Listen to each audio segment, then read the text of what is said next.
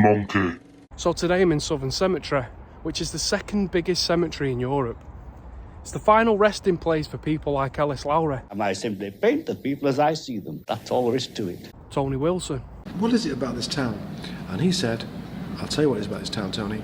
Manchester kids have the best record collections. And Sir Matt Busby, just to name a few. Now you're probably wondering from the title, what has Stan Laurel got to do with Manchester? And specifically this cemetery? Well today, ladies and gents, this is the short and tragic tale of George Gordon Jefferson, the big brother of Stan Laurel.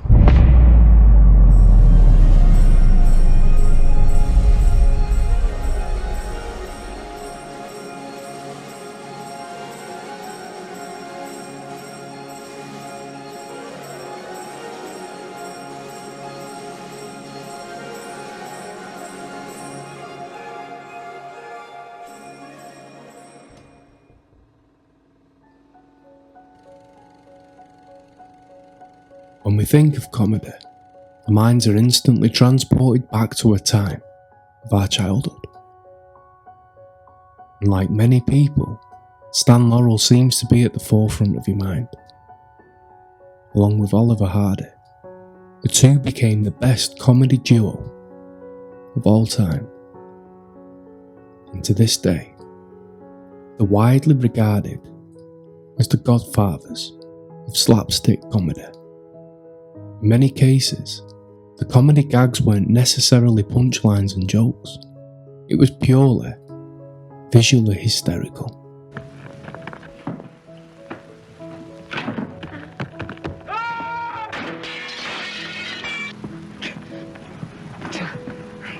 What do you want? Don't push it up until I tell you.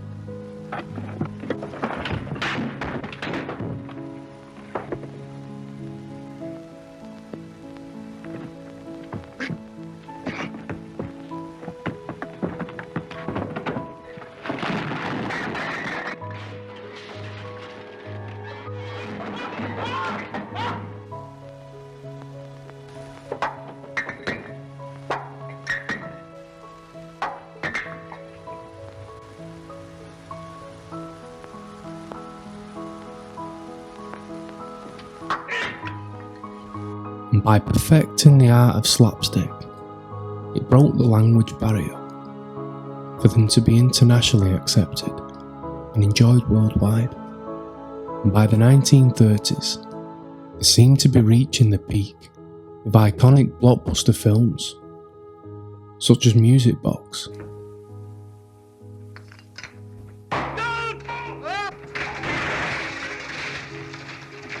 and Tit for Tat, just to name a few.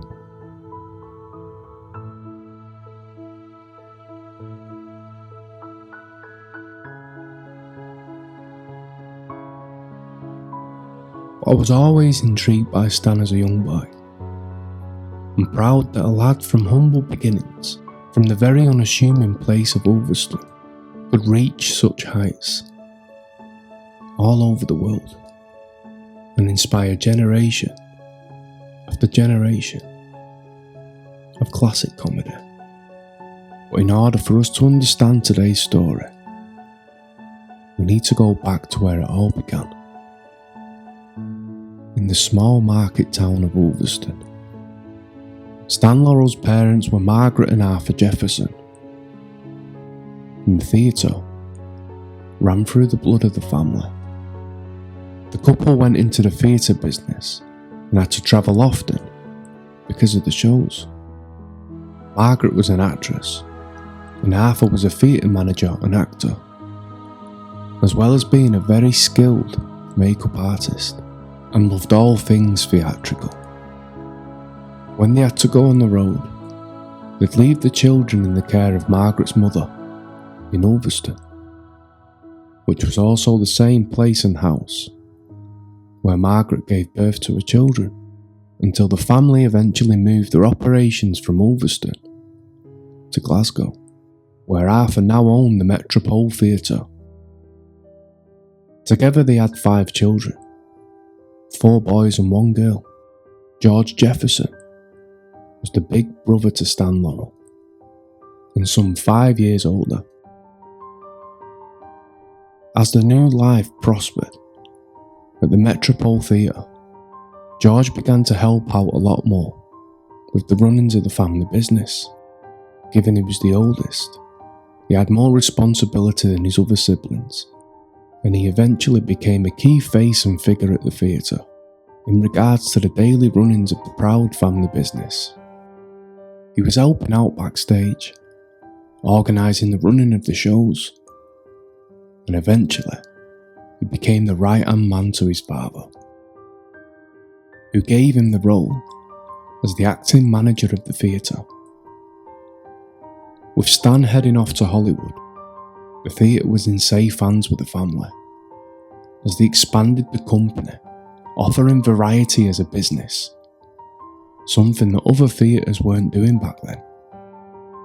With Arthur and Margaret, along with the eldest child George steering the ship, the theatre began to flourish, as well as the odd random visits from Stan, who was now by this point becoming a Hollywood superstar. But sadly in 1921, we see Arthur Jefferson's reign at the Metropole Theatre come to an end. He was now remarried to his new wife, as Margaret, the mother of Stan, George and the rest of the kids, sadly passed away in 1908. Her cause of death was recorded as alcoholism. And once the theatre closed its doors, it seemed to be an end of an era for the family, especially George. The theatre was all that he knew. His other siblings seemed to be doing well in life, with little brother Teddy featuring in a few of Stan's early films, and his sister Olga was still in contact with Stan, but by all accounts, George wandered into obscurity and took up a total different profession as an electrical engineer, and turning his back on the life that he once had. Did the theatre leave a bitter taste in his mouth? Or did he see it as an opportunity for a fresh start? Who knows? The fact of the matter is, once the doors closed that day, George never worked again in the theatre industry. And from what I can gather, he never really had much communication with the rest of the family. But by this point, the same year that he left the theatre, George had his own family by his side and was married to his beloved wife, Lilius, and they also had a beautiful daughter named Eileen. But as the years rolled on, the history of George's life becomes scarce, and one can only presume he ploughed on with his new life. The couple stayed together through thick and thin, good times and bad. The records show that he was still in the electrical business, but with no fixed place of work, and living with his wife and daughter. But tragically, his life was seemingly cut short, and in 1938, it's reported that George Gordon Jefferson sadly took his own life and overdosed on sleeping pills. Although records back then aren't what they are today, some do state that he died of toxemia, but no confirmation can be given. Either way, it's a sad and tragic demise of what was once an ambitious man who seemed to be making a name for himself in the theatre industry. And one day, I think he imagined himself having his own theatre of his own and following in his father's footsteps. George was only 53 years old at the time of his death, and he's now buried in Southern Cemetery, accompanied by nothing other than a lonely little headstone, alone. Who would have thought, given the family lineage, a crumbling bit of stone would represent a man who helped thrust one of the biggest stars this country has ever produced, a direct bloodline to one of the comedy greats, would be forgotten.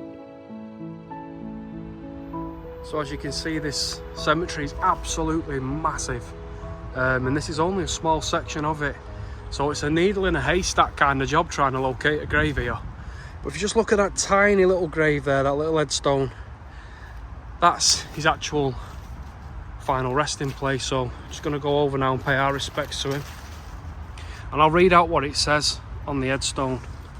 And it says, in memory of G. Gordon Jefferson, died the 29th of October 1938, age 53 years, I think it says. Now I know you probably sort of, you know, was in the shadow of your brother really most of your life, considering his fame. But I just want you to know today, mate, that, you know, this video is about you. It's about your life, and I just wanted to pay my respects. I don't think anyone's been here for a while, sadly. So I just want you to know that you're not forgotten, and may your memory forever live on.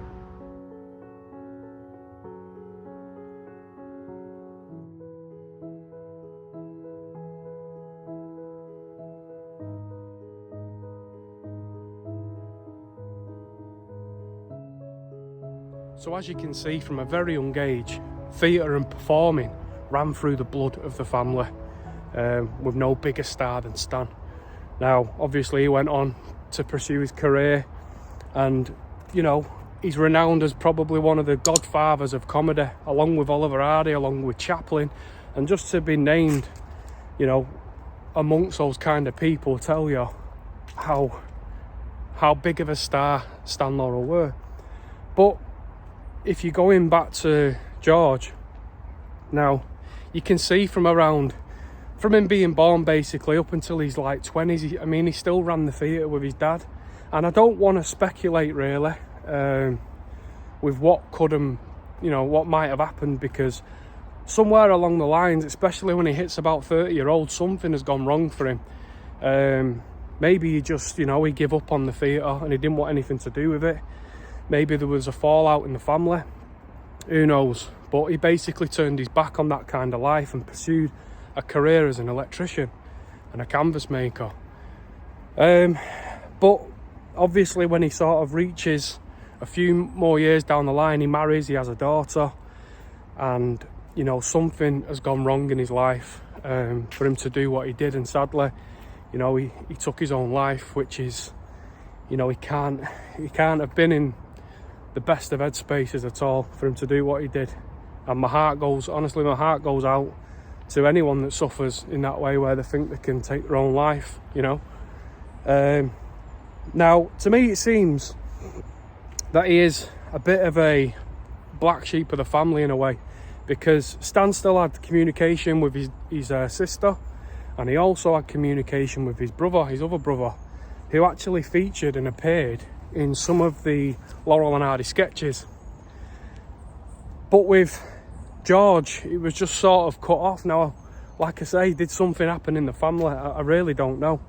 But there seems to be no communication at all.